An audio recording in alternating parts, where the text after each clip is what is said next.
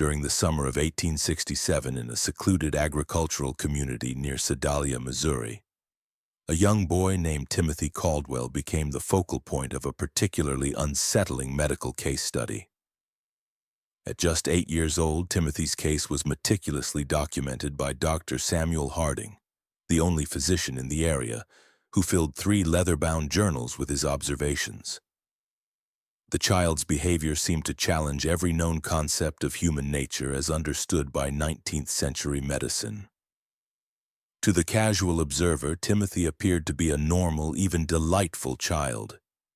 However, beneath this seemingly innocent exterior lurked something that defied the medical explanations of the time.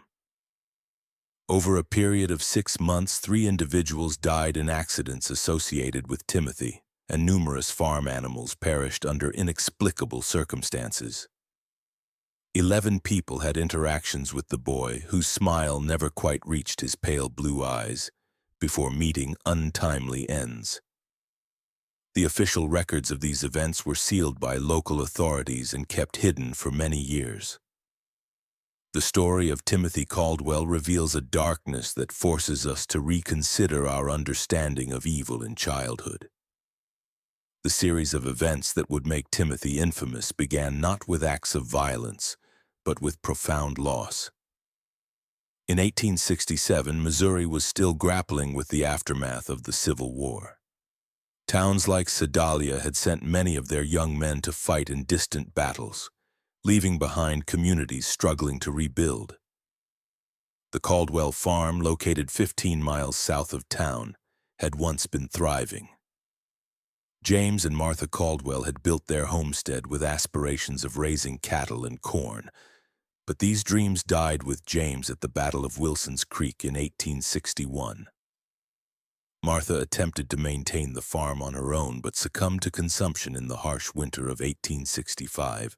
Their son, Thomas, at barely 21 years old, inherited a farm he couldn't manage and debts he couldn't pay. When Thomas learned that his brother William had died at Andersonville Prison, leaving behind a widow and an 8-year-old son, he saw both a burden and an opportunity. The boy, Timothy, needed a home, and Thomas needed help with the endless labor of farming. Thomas Caldwell was a hardened man, made more so by war and loss. His wife, Sarah, had developed a sharp tongue and bitterness during their childless years. Neither was particularly well suited for raising a child, especially one who arrived at their doorstep in the spring of 1866, carrying nothing but a small cloth bag and eyes that seemed far too old for his young face. Timothy Caldwell was small for his age, with pale skin that burned easily in the Missouri sun, and blonde hair that his Aunt Sarah kept cut short to prevent lice. He spoke little of his life before the farm, offering only fragmented details when pressed. His father had been a soldier.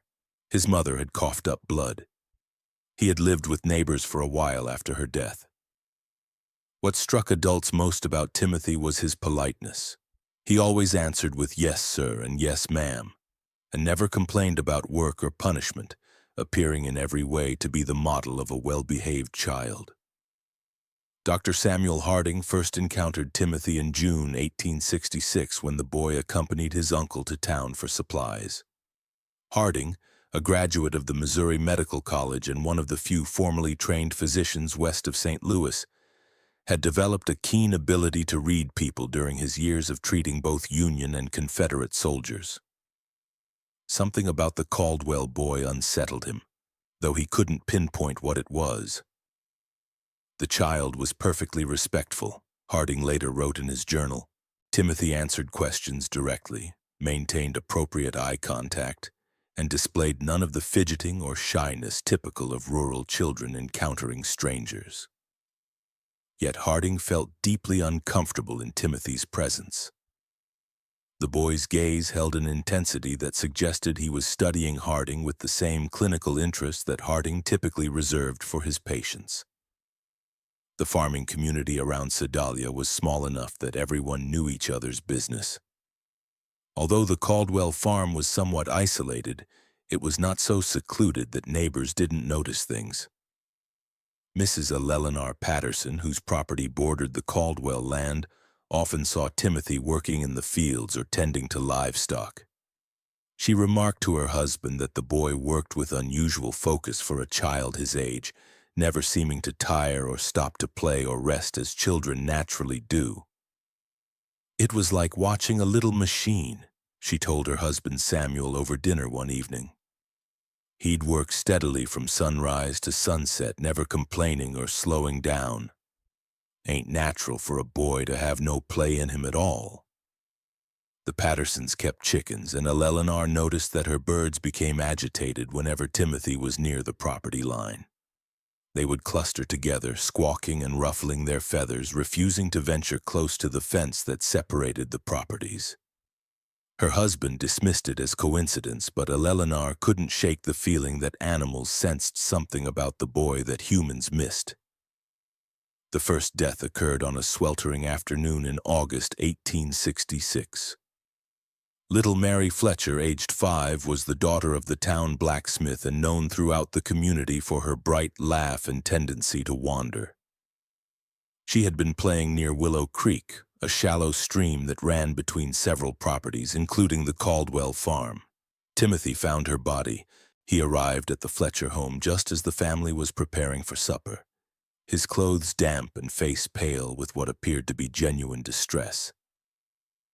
"Mrs. Fletcher," he said, his voice steady despite obvious agitation, "I found Mary by the creek. She's not breathing." The search party that rushed to the creek found Mary Fletcher face down in water barely 18 inches deep.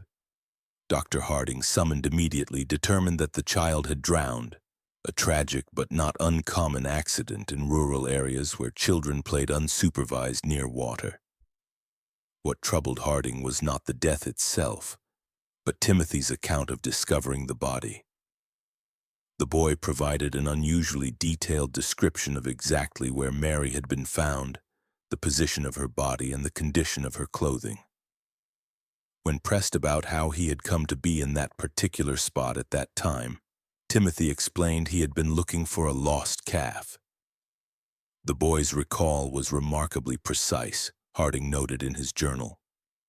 He could describe the exact position of the deceased child's limbs, the way her dress had been caught on a submerged branch, even the color of the water around her face.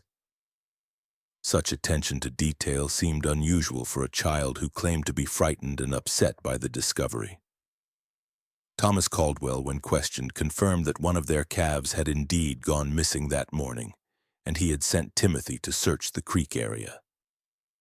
The calf was found 2 days later, healthy and grazing in a meadow nearly a mile from where Mary Fletcher had drowned.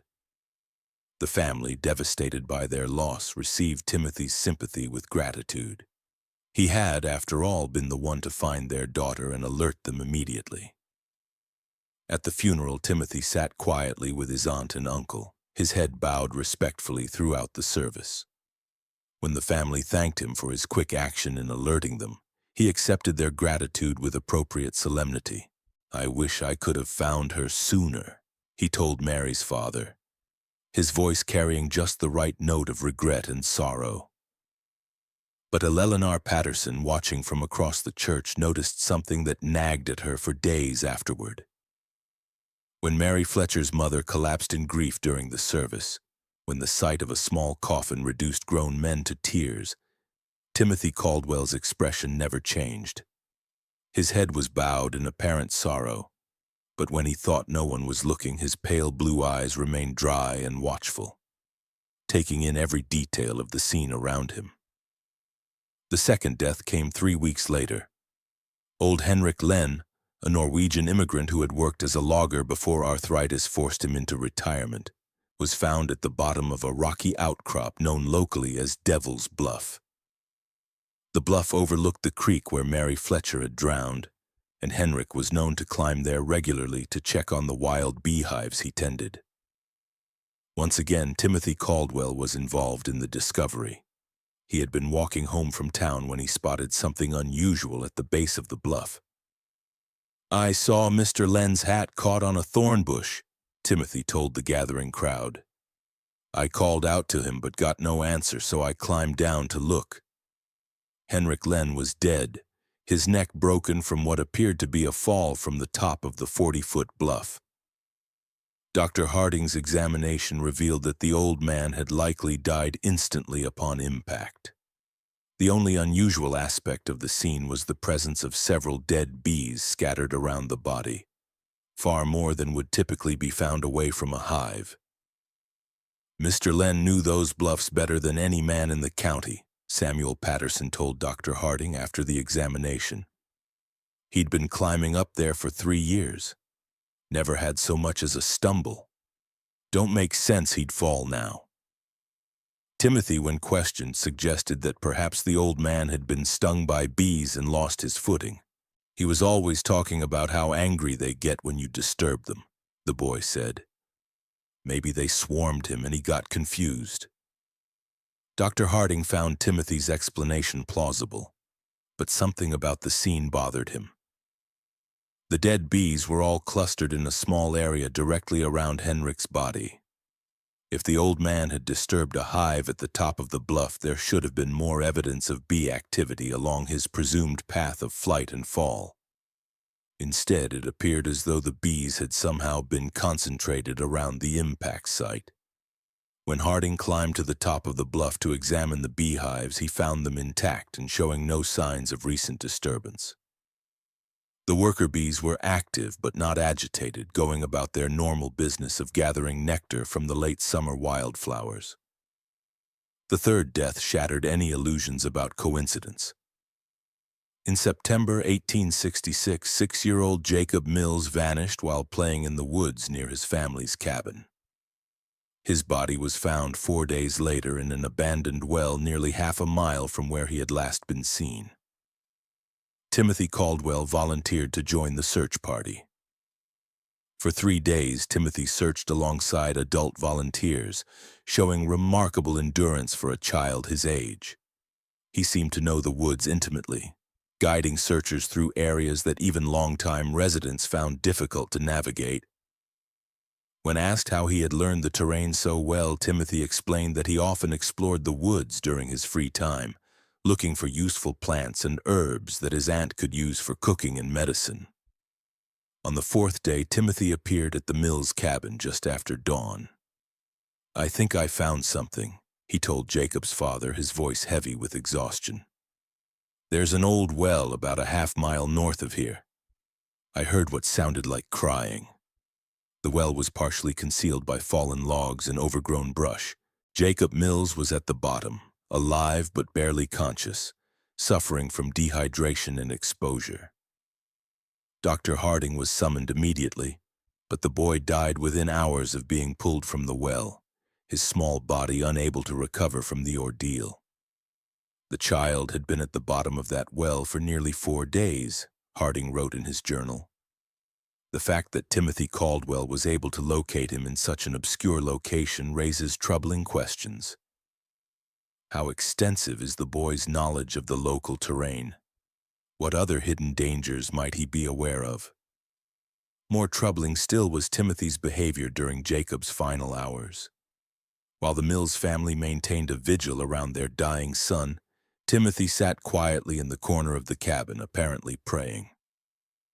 But Dr. Harding, positioned where he could observe the boy without being noticed, saw something that deeply disturbed him. Timothy wasn't praying.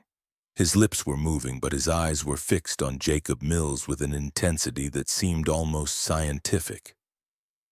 He appeared to be cataloging every detail of the dying child's condition.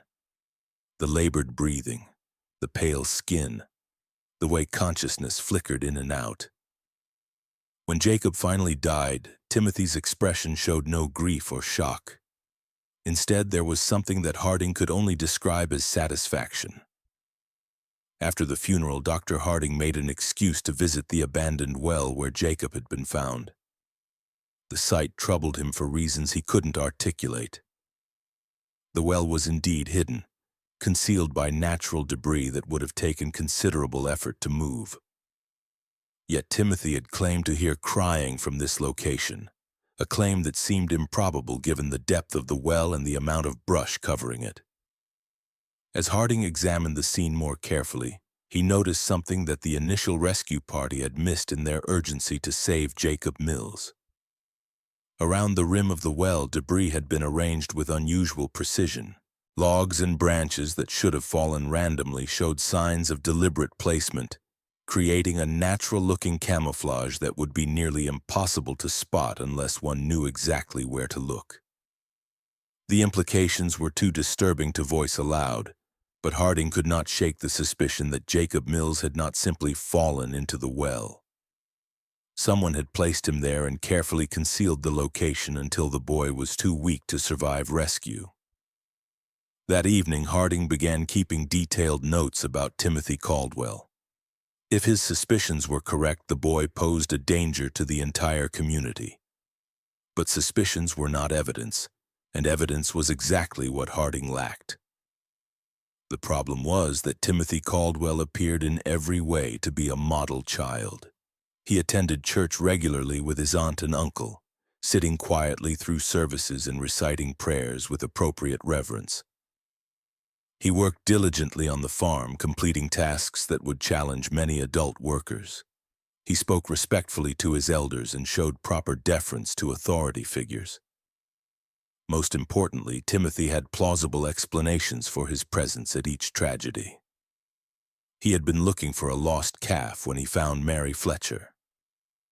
He had been walking home from town when he spotted Henrik Lenn's hat. He had volunteered to help search for Jacob Mills as any concerned member of the community would do. But Harding's medical training had taught him to look beyond surface appearances. In treating wounded soldiers, he had learned to recognize the signs of men who killed not from patriotic duty or desperate necessity, but from something darker and more fundamental. There was a coldness in such men, a disconnection from normal human emotion that manifested in subtle ways. Too little reaction to horror, too much interest in suffering, an ability to discuss violence with clinical detachment. Timothy Caldwell displayed all of these characteristics, but compressed into the body and face of an 8-year-old child. Dr. Harding's investigation began in earnest in October 1866. Using his position as the community's physician, he made regular visits to farms and homes throughout the area, ostensibly checking on the health of families still recovering from the hardships of war. In reality, he was gathering information about Timothy Caldwell. What he discovered painted a disturbing picture of a child who seemed to exist at the center of an ever-widening circle of misfortune. Livestock on neighboring farms had been dying at unusual rates, not from disease but from what appeared to be accidental injuries. Chickens were found with broken necks, apparently killed by foxes that left no other signs of predation. Pigs suffered mysterious wounds that became infected and led to death. Horses developed sudden lameness that forced farmers to put them down. In every case, the affected farms were within walking distance of the Caldwell property, and in several instances neighbors reported seeing Timothy in the vicinity around the time of the incident. "I saw him walking along our fence line the morning before we found the calf," James Wickham told Dr. Harding. "Thought it was odd, him being so far from home, but the boy was always polite when he saw me, waved and called out a greeting like he was taught proper." Dr. Harding also began paying closer attention to Timothy's behavior during his routine medical visits to the Caldwell farm. The boy was always present during these visits, standing quietly while Dr. Harding examined his aunt and uncle for the various ailments common to farming life. But Harding noticed that Timothy watched these examinations with unusual interest, asking questions about anatomy and medical procedures that seemed advanced for a child his age. "How do you know if someone's really dead?" Timothy asked during one visit, his tone casual as if discussing the weather. "Sometimes people just look like they're sleeping." When pressed to explain his curiosity, Timothy said he was concerned about being able to help if someone got hurt while he was alone on the farm. "Uncle Thomas says I need to know how to handle emergencies since we're so far from town. he explained. The explanation was reasonable, but something about the question disturbed Dr. Harding. There was a clinical quality to Timothy's interest in death and injury that went beyond normal childhood curiosity. The boy asked about the mechanics of dying, how long it took, what signs to look for, whether people could survive various types of trauma with the same detached interest that a medical student might show when studying cadavers.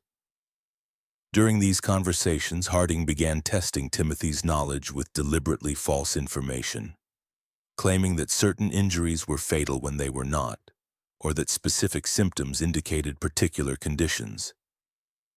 Timothy never challenged these false statements directly. But Harding noticed that the boy filed away every piece of information with remarkable retention. More disturbing still was Timothy's response to Dr. Harding's stories about treating wounded soldiers during the war.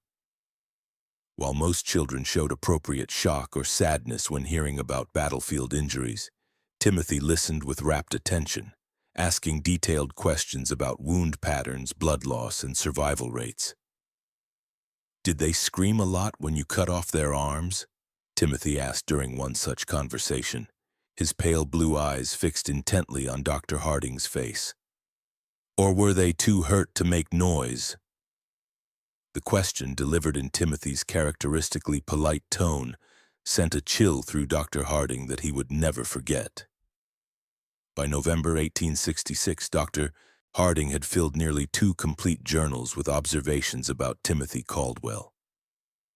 The picture that emerged was of a child who possessed an adult's understanding of violence and death, combined with a complete absence of normal human empathy. But documentation was not the same as evidence. And evidence was what Harding would need if he hoped to protect the community from what he increasingly believed was a dangerous predator. The opportunity to gather that evidence came when Thomas Caldwell injured his back during the fall harvest. The injury required bed rest and daily medical visits, giving Dr. Harding unprecedented access to the Caldwell household. During these visits, he began engaging Timothy in longer conversations, carefully probing to understand the extent of the boy's knowledge and the nature of his thoughts.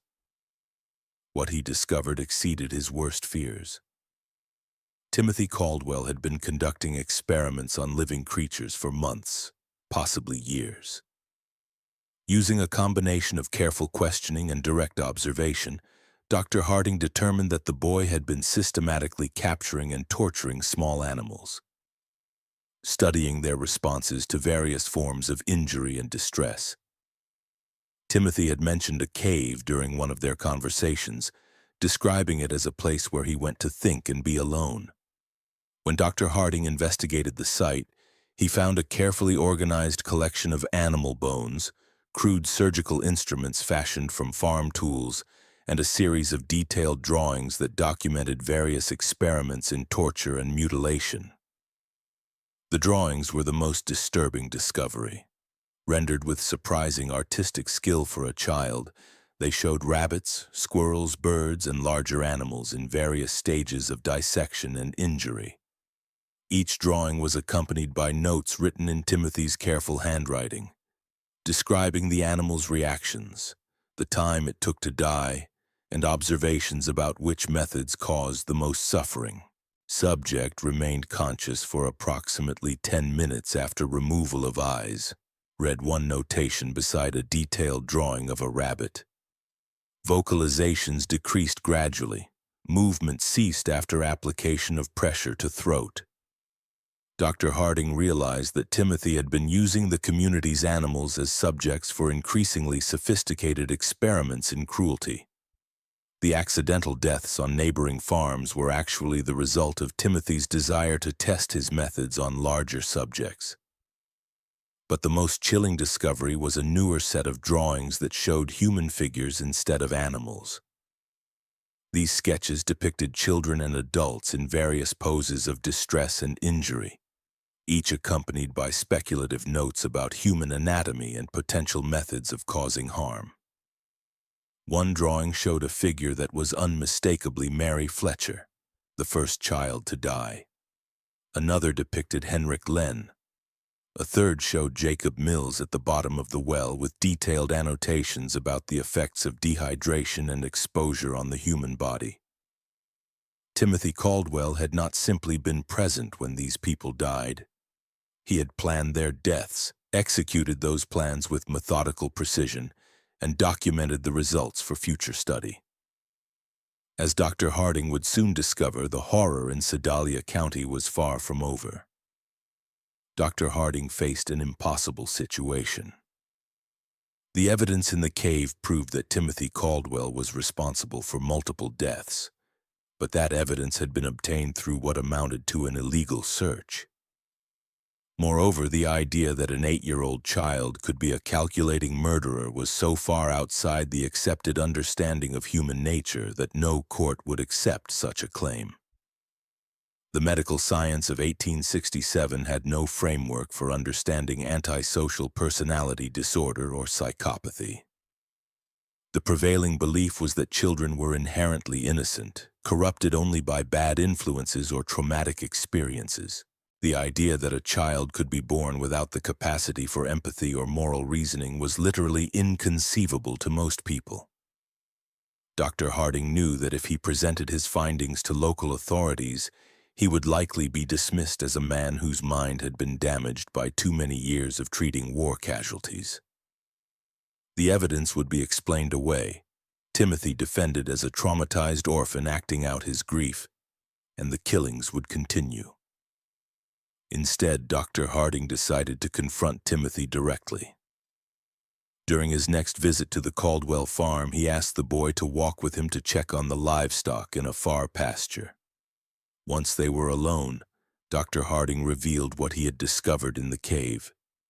Timothy's reaction was not what Dr. Harding had expected. The boy showed no surprise, denial, or fear at being caught. Instead, he listened calmly as Dr. Harding described the drawings and notes, occasionally nodding as if confirming the accuracy of the doctor's observations. "You're not going to tell anyone," Timothy said when Dr. Harding finished speaking. It was not a question or plea, but a statement of fact delivered with absolute confidence. "Why wouldn't I?" Dr. Harding asked, genuinely curious about the boy's reasoning. Timothy smiled, the first genuine expression of emotion that Dr. Harding had ever seen on his face. "Because no one would believe you," he said, "and because you're curious about what I'll do next." The boy was right on both counts. Dr. Harding knew that his claims would sound like the ravings of a man losing his sanity. But Timothy had also identified something that the doctor was reluctant to admit, even to himself: a scientific fascination with observing the development of what might be the most dangerous human being he had ever encountered. "How long have you been doing this?" Dr. Harding asked. "Since I was 5, Timothy replied matter-of-factly. "Maybe earlier. I started with insects, then mice, then bigger things. It's interesting to see how different animals react to the same treatments." "And the people who died," Timothy shrugged. "They were experiments too. I wanted to see if people would react the same way as animals. They do, mostly, but they're better at understanding what's happening to them. That makes it more interesting." Dr. Harding felt a chill that had nothing to do with the November air. "What are you planning next?" Timothy considered the question seriously before answering. "I need to find out what happens when you hurt someone who trusts you completely. Someone who wouldn't suspect anything until it was too late." The implication was clear. Timothy was planning to kill his aunt and uncle. Dr. Harding knew he had perhaps days, possibly only hours, before Timothy acted on his plans. The boy had revealed his intentions with the casual confidence of someone who believed himself untouchable, and past experience suggested that Timothy did not delay once he had decided on a course of action. That evening, Dr. Harding visited Sheriff William Crawford in Sedalia. The sheriff was a practical man who had served with distinction in the Union Army and had little patience for theories or speculation. But he also trusted Dr. Harding's judgment and was willing to listen to evidence regardless of how unusual the circumstances might be. Dr. Harding presented his case carefully, focusing on verifiable facts rather than psychological theories. He showed Crawford the drawings and notes from the cave, pointed out the pattern of deaths and accidents surrounding Timothy, and documented the boy's unusual knowledge of anatomy and violence. Most importantly, Dr. Harding revealed Timothy's stated intention to kill his aunt and uncle. This was information that could not be ignored regardless of the source, even if half of what you're telling me is true, Sheriff Crawford said after reviewing the evidence, examining each disturbing drawing with growing alarm. We can't arrest a child for drawings and suspicions, but we can watch him. Be ready to act if he tries anything. Crawford studied the anatomical precision of Timothy's sketches, noting details that even his experience as a Civil War veteran hadn't prepared him for. The two men spent hours developing their strategy, bringing in Crawford's most trusted deputies, men who had served under him during the war and could be counted on to remain steady under pressure. Dr. Harding and Sheriff Crawford developed a comprehensive plan. Dr. Harding would arrive at the Caldwell farm at his usual time, bringing laudanum ostensibly for Thomas's pain management, but actually to keep both Thomas and Sarah sedated enough to prevent Timothy from harming them easily. Sheriff Crawford and his deputies would position themselves strategically around the farm property, close enough to respond quickly but far enough away to avoid detection. The plan was put into effect the following morning. As Dr. Harding approached the farmhouse in his buggy, he noticed immediately that something was different. The usual morning sounds of farm activity, chickens pecking in the yard, pigs grunting in their pen, were absent. The property held an unsettling quiet that made his skin crawl. Timothy appeared in the doorway before Dr. Harding had even climbed down from his buggy. The boy stood perfectly still, his pale blue eyes tracking the doctor's movements with predatory focus. He was dressed in his usual work clothes, but Dr. Harding noticed that Timothy's sleeves were rolled up past his elbows, and his hands appeared to have been scrubbed recently, the kind of thorough cleaning that suggested preparation for messy work. "Good morning, Dr. Harding," Timothy said, his voice carrying its characteristic politeness. But something underneath had changed. There was an anticipation there, an excitement that the boy was struggling to contain. "I've been waiting for you." The word sent a chill through Dr. Harding. Timothy's use of waiting suggested that he had been expecting this visit, perhaps even been counting on it as part of whatever plan he had set in motion. Inside the house, Dr. Harding found Thomas and Sarah Caldwell in their bedroom, both apparently sleeping peacefully. But as he approached Thomas's bed to check his condition, he noticed that the man's breathing was unusually shallow, and his skin had taken on a grayish pallor that suggested more than natural sleep. "What did you give them?" Dr. Harding asked quietly, not turning to look at Timothy, but knowing the boy was watching every move he made. "Just some herbs I found in the woods," Timothy replied, his tone innocent but his choice of words deliberate. "There are so many interesting plants growing wild around here. Some of them have very useful properties." Dr. Harding checked Thomas's pulse and found it weak but steady. Sarah showed similar symptoms. She was deeply unconscious but still alive. Whatever Timothy had used, he had been careful about the dosage. The boy wanted his victims helpless but alive, at least for now. "They're not going to wake up for several hours," Timothy continued conversationally. "That should give us plenty of time to talk without interruption." The conversation that followed was unlike anything Dr. Harding had ever experienced. Timothy spoke about murder and torture with the clinical detachment of a medical professor discussing anatomy. He described his experiments on animals and humans with scientific precision, explaining his methodologies and the insights he had gained from each death. "Mary Fletcher taught me that drowning is actually quite slow," Timothy said, settling into a chair as if beginning a pleasant afternoon chat. Everyone thinks people just slip under the water and disappear, but that's not how it works at all. There's struggling and panic and this interesting pattern of breathing attempts before the person finally gives up. I had to hold her down for almost 3 minutes before she stopped fighting. Dr. Harding felt his blood turn to ice. You held her under the water. Timothy nodded eagerly. She was playing by the creek and I told her I'd found a pretty stone on the bottom. When she bent over to look, I just pushed her head down and held it there. She was so small that it didn't take much strength, but she fought harder than I expected. That's when I realized that people have much stronger survival instincts than animals. And Henrik Lenn, that was more complicated, Timothy admitted. I couldn't overpower him physically, so I had to be more creative.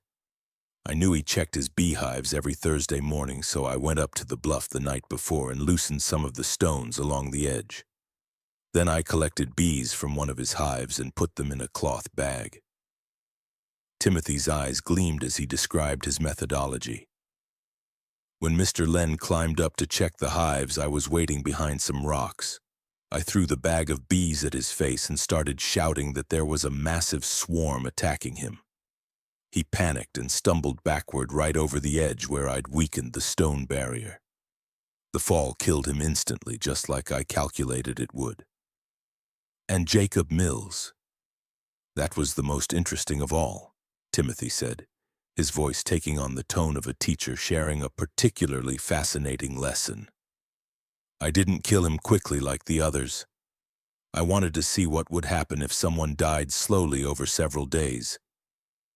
So I convinced him to follow me into the woods by telling him I'd found a family of baby raccoons. Timothy paused, seeming to savor the memory. Jacob was so concerned about the imaginary baby animals that he didn't think twice about the danger. I helped him climb down into the well. Then I moved the logs and brush to cover the opening. I visited him every day for 4 days, bringing just enough water to keep him alive, but not enough to let him recover his strength. Dr. Harding realized that Timothy was no longer speaking hypothetically about future experiments. The boy had specific plans, and those plans clearly included the people currently in the house. "What are you planning to do with your aunt and uncle?" Dr. Harding asked directly. Timothy's genuine smile returned, broader than Dr. Harding had ever seen it. "That's where you come in, Dr. Harding. See, all of my previous experiments have been with people who didn't know what was happening to them until it was too late. But you're different. You understand exactly what I am and what I'm capable of. That makes you the perfect subject for a completely new type of study." As Timothy spoke, he began moving around the room, gathering items that Dr. Harding recognized as potential weapons. A length of rope from the barn, a heavy candlestick from the mantelpiece, several sharp kitchen implements. The boy organized his tools with methodical precision, as if preparing for surgery. "I want to find out what happens when someone who knows they're going to die tries to save the people they care about," Timothy continued, his excitement growing. "Will you sacrifice yourself to save Uncle Thomas and Aunt Sarah? Will you try to fight me even though you know I've planned for that possibility? Will you try to run away and abandon them to save yourself?" Dr. Harding knew that the time for conversation had passed. Timothy had revealed enough of his plans to make it clear that everyone in the house was in immediate mortal danger. He drew the pistol from his medical bag and pointed it at the boy. "Step away from the knives, Timothy," Dr. Harding said, his voice steady despite his racing heart.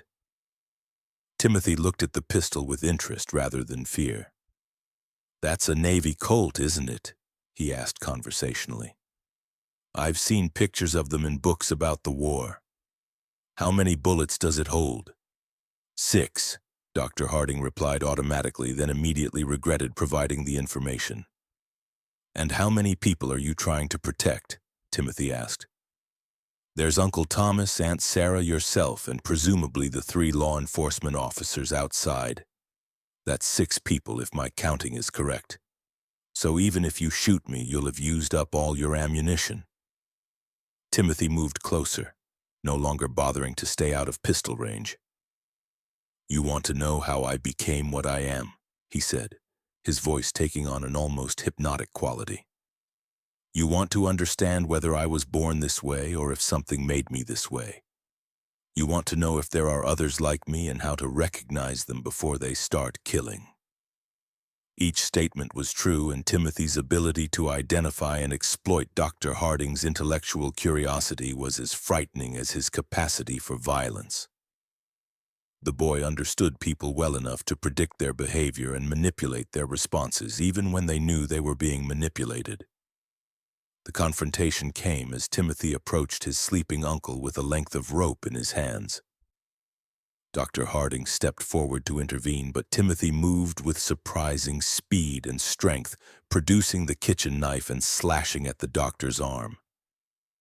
The struggle that followed was brief but violent. Timothy fought with the desperate ferocity of a cornered animal, using the knife with a skill that spoke of considerable practice. The boy was smaller and weaker than Dr. Harding, but he was also faster and more agile, and he fought with the calculated precision of someone who had studied anatomy extensively. Dr. Harding managed to grab Timothy's wrist and twist until the boy dropped the knife, but Timothy immediately produced another blade from his clothing. It became clear that the boy had prepared multiple weapons and positioned them strategically throughout the house. The sound of their fight brought Sheriff Crawford and his deputies running from their concealed positions. They burst through the back door to find Dr. Harding struggling with Timothy while Thomas and Sarah Caldwell lay unconscious on their bed, apparently unaware of the violence occurring around them. Deputy Mitchell quickly subdued Timothy while Dr. Harding caught his breath and checked on the unconscious couple.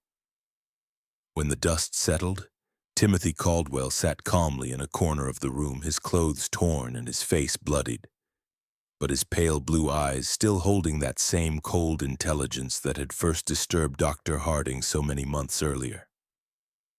You can't prove anything, Timothy said as the deputies secured him with ropes. Nobody will believe that a child did all those things. Sheriff Crawford looked down at the boy with a mixture of disgust and fascination. Maybe not, he said, but we don't have to prove everything. Attempting to murder your family is enough to see you locked up regardless of your age. Timothy smiled at that, the same genuine expression of emotion that Dr. Harding had seen the day before. You won't hang me, he said with absolute confidence. I'm too young and too interesting. Someone will want to study me instead. Timothy Caldwell was wrong about his fate, but right about the impossibility of proving his crimes. When Sheriff Crawford attempted to present the evidence from the cave to county prosecutors, he encountered exactly the resistance that Dr. Harding had predicted. The drawings and notes were dismissed as the products of a disturbed child acting out trauma from his parents' deaths. The pattern of accidents and deaths was attributed to coincidence, compounded by Timothy's unfortunate habit of being helpful during emergencies. The attempted murder of Thomas and Sarah Caldwell, however, could not be explained away. 3 law enforcement officers had witnessed Timothy attacking his sleeping relatives with clear intent to kill. Even the most sympathetic observers could not argue that an 8-year-old boy would attack family members with a knife unless something fundamental was wrong with his character. The legal system of 1867 had no framework for dealing with violent children. Timothy was too young for adult prosecution, but too dangerous for simple placement in an orphanage or reformatory. The case created unprecedented challenges for Missouri's justice system, attracting attention from legal scholars and medical professionals throughout the region.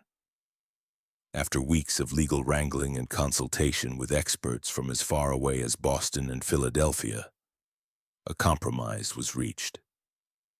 Timothy would be remanded to the custody of the Missouri State Hospital for the Insane in Fulton, where he would be studied and treated by the most advanced alienists available in the region. The decision satisfied no one completely. Prosecutors wanted Timothy tried as an adult for murder, while defense attorneys argued that no child so young could be held responsible for his actions. Medical professionals were divided between those who believed Timothy could be rehabilitated and those who considered him incurably dangerous. Dr. Samuel Harding volunteered to accompany Timothy to the hospital and remained there for 3 months, documenting the boy's behavior and working with hospital staff to develop an understanding of what they were dealing with. The resulting case study became one of the first systematic examinations of antisocial behavior in children, though it would not be published until decades after the events. Timothy adapted to hospital life with the same calculating intelligence he had shown on the farm. He quickly learned to mimic appropriate emotions and responses, convincing several staff members that he was making remarkable progress in overcoming his traumatic episodes. Timothy would cry convincingly when discussing his crimes, express remorse that seemed genuine, and display what appeared to be authentic gratitude for the care he was receiving. But Dr. Harding observed that Timothy was merely studying the people around him, learning to manipulate them more effectively. The boy had created what amounted to a comprehensive catalog of human emotional responses, and he could reproduce these signals with remarkable accuracy despite feeling none of the underlying emotions himself. The subject displays remarkable cognitive abilities coupled with a complete absence of genuine emotional response, Dr. Harding wrote in his detailed reports. He has learned to simulate normal human reactions with sufficient skill to deceive casual observers. But extended observation reveals the performance to be entirely artificial. Timothy understands happiness as the face people make when they want something good to continue, and sadness as the face people make when they want others to help them. But he has never actually experienced either emotion himself. Dr. Harding's evaluation also revealed the extent of Timothy's violent fantasies and future plans. When the boy believed he had gained Dr. Harding's trust by pretending to be fascinated by the scientific approach to studying human behavior, Timothy began sharing ideas for future experiments that made his past crimes seem almost restrained by comparison. He has developed elaborate scenarios for testing human responses to various forms of psychological and physical torture, Dr. Harding reported confidentially. His plans demonstrate remarkable creativity and attention to detail, as well as a sophisticated understanding of human psychology. If he were allowed to mature and gain additional resources, he would likely become one of the most dangerous individuals in American history. Hospital records show that Timothy remained at the facility for 18 months. During that time, several unexplained incidents occurred that bore the hallmarks of Timothy's methods. Other patients were found dead in circumstances that suggested accident or natural causes, but which showed patterns of deliberate planning when examined carefully. 3 elderly patients died from apparent heart failure after interacting with Timothy, though all had been in relatively good health previously. 2 younger patients suffered what appeared to be accidental falls that resulted in serious injuries. But both incidents occurred in areas where Timothy had been seen earlier in the day. Most disturbing were reports of patients who claimed Timothy had been visiting them at night, standing silently beside their beds and watching them sleep. Hospital staff who worked closely with Timothy also began experiencing unusual problems. Several nurses reported persistent nightmares after spending time with the boy, dreams that often featured detailed scenarios of violence and death. 2 attendants requested transfers to other wards, claiming that they felt constantly watched, even when Timothy was supposedly confined to his room. Dr. Martha Fitzgerald, who had been brought in to provide additional expertise in treating Timothy, discovered that the boy had been keeping a secret journal. Timothy had convinced one of the nurses to provide him with paper and pencil for therapeutic writing exercises, claiming that recording his thoughts and feelings would help him process emotions more effectively. The journal appeared to contain exactly what Timothy had claimed: daily entries describing his thoughts, regrets about past actions, and hopes for future rehabilitation. The writing was appropriately childlike in its language and emotional content, and it painted a picture of a deeply troubled but fundamentally redeemable young person struggling to overcome traumatic experiences. But Dr. Fitzgerald's training in European psychiatric techniques included familiarity with coded communication systems. When she applied analytical methods to Timothy's journal, she discovered that the innocent-seeming entries contained a sophisticated cipher system. The decoded messages revealed Timothy's true thoughts and plans in disturbing detail. Rather than experiencing remorse or rehabilitation, he was conducting a systematic study of the hospital, its staff, and its security procedures. His goal was not merely to escape, but to use his time in confinement to develop more advanced techniques for manipulation and murder. Day 47. Dr. F believes my tears during today's session were authentic, read one decoded entry. Her response pattern indicates increased sympathy and reduced suspicion. I estimate 3 more weeks of consistent performance will be required to establish sufficient trust for physical contact during sessions. The discovery of Timothy's coded journal led to an immediate tightening of security procedures and a reduction in his contact with hospital staff. But Timothy adapted to these changes with characteristic flexibility, shifting his focus from manipulation to information gathering about hospital routines and potential escape routes. In the summer of 1868, Timothy Caldwell disappeared from the Missouri State Hospital under circumstances that were never fully explained. The official investigation concluded that he had somehow managed to escape during a transfer between buildings despite being under constant supervision by multiple guards. Dr. Harding suspected that Timothy's escape had been far more sophisticated than the official report suggested. The boy had demonstrated remarkable patience and planning ability throughout his confinement, and it seemed likely that he had spent months preparing for his departure. Evidence discovered after Timothy's disappearance suggested that he had been manipulating the facility staff far more successfully than anyone had realized. Several guards reported having made small policy exceptions for Timothy in the weeks before his escape, allowing him slightly longer exercise periods, providing him with additional reading materials, and making minor adjustments to his daily routine that individually seemed harmless but collectively may have created opportunities for escape. He spent 1.5 years studying that facility and its personnel, Dr. Harding wrote in his final report on the case. By the time he made his move, he understood the psychology of every person who worked there better than they understood themselves. His escape wasn't an act of desperation. It was the culmination of a carefully executed plan. In the months and years following Timothy's disappearance, Dr. Harding began collecting reports of suspicious deaths and accidents throughout the Midwest. Many of these incidents bore hallmarks that seemed consistent with Timothy's methods. Carefully staged accidents resulting in death, evidence of systematic torture of animals, and the presence of a child who seemed unusually helpful and emotionally mature. The challenge was that Timothy would now be older, potentially strong enough to overpower adult victims and certainly sophisticated enough to avoid the mistakes that had led to his original capture. His time of intensive study in human psychology, combined with his natural intelligence and complete lack of moral restraint, had created something unprecedented in American criminal history. Dr. Harding spent the remaining years of his career tracking these reports and attempting to develop a comprehensive understanding of what Timothy Caldwell represented.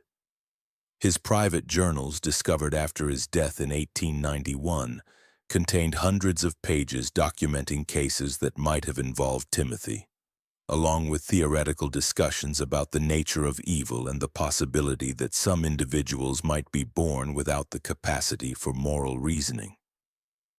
The broader implications of Timothy's case continued to influence discussions about criminal justice, child psychology, and mental health treatment for decades after his disappearance.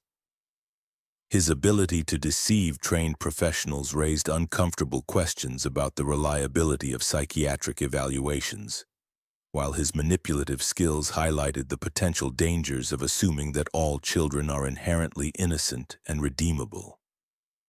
The Caldwell farm was abandoned after Thomas and Sarah recovered from their ordeal. Neither could bear to remain in the place where they had unknowingly harbored a killer for nearly 2 years. The property eventually reverted to the county and was sold to developers in the 1890s, but local residents avoided the area for decades afterward. The cave where Timothy had conducted his experiments was sealed by Sheriff Crawford shortly after the boy's arrest, but its location was never forgotten by those who knew of its significance. Local legend claimed that the cave was cursed and that animals would not graze in the surrounding area. Dr. Harding's journals were donated to the Missouri Historical Society in 1923 by his daughter, who felt that the scientific value of her father's observations outweighed concerns about the disturbing nature of the content. The journals remain in the Society's archives, available to researchers who can demonstrate a legitimate academic interest in the development of psychological understanding. Thomas and Sarah Caldwell never spoke publicly about their experience with Timothy, but both lived under assumed names for the remainder of their lives, apparently fearing that the boy might someday return to finish what he had started. Sarah died in 1889, and Thomas followed in 1894. Neither ever had children of their own. In his final journal entry, written just days before his death in 1891, Dr. Harding reflected on the broader implications of Timothy's case. I have spent 24 years trying to understand what Timothy Caldwell represented, and I fear I have reached a disturbing conclusion. Timothy was not an aberration. He was a glimpse into what human beings might become when stripped of the moral and emotional constraints that we consider fundamental to our nature. If he survived into adulthood, then somewhere in America there walks a man who understands human psychology better than any trained professional, who can manipulate people with supernatural skill, and who views the rest of humanity as nothing more than subjects for experimentation.